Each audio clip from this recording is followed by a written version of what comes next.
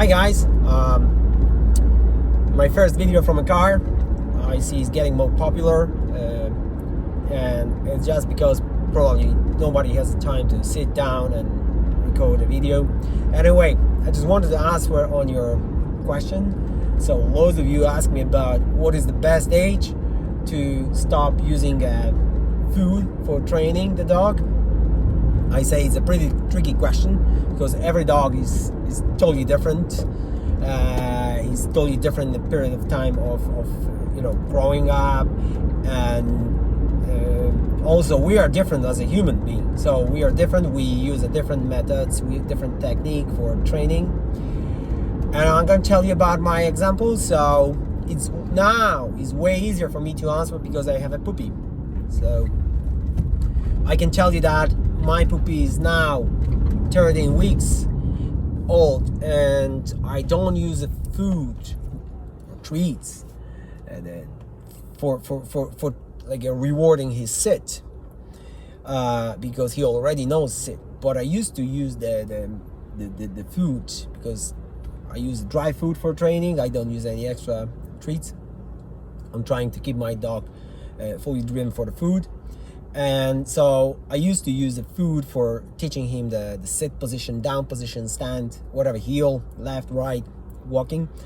But when he knows something, when he knows sit and look at me, so I'm not going to use the food, a high value price for a just basic thing, because he already knows and he makes this with his own inner motivation.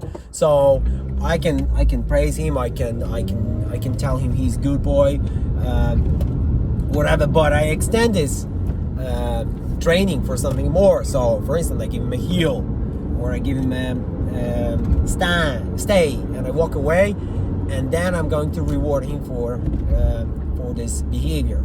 And it's not always with the food. Okay, so it's good to mix this up. So I use some like a food or playing the tug.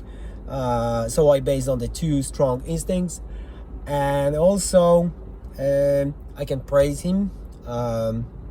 Sometimes I can bring a little frustration. I can promise him something like the trees. I can say yes, super, and to not deliver food, but then I send him for some even more difficult situation, like sending him into the dog who's like just also looking for some interaction, and then call him back when he comes. Then I deliver food. So he's like constantly playing with his emotion, with a reward. But the important thing is that to understand that if you overpay your dog, if your dog has everyday food in a bowl, and you leave this food, and then you ask him for something to do on your walk, it'll be pretty difficult for you guys to get a strong motivation.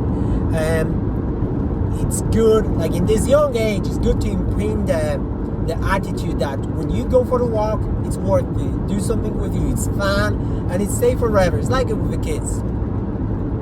If you take them from the young age outside and you play and you do something together, so this will stay forever. Okay, so if they sit on the couch and they eat the crisps or ice creams and do nothing, just play the video games, don't be surprised later if you want to send them when they are teenager, whatever, for some gym training. So that's gonna be a tough. It's the same with a dog. So I use the food on start.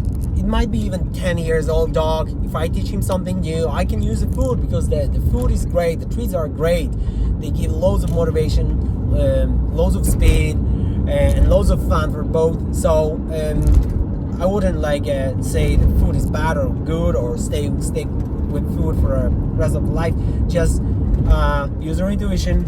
Once he understood, try to add something more, so you still use the same value of food, the same value of treats, same amount, but he has to do something more with the same portion. Okay, that's my advice. If you like this type of video, just let me know. I can answer on your other questions. So take care, guys. Have a good day.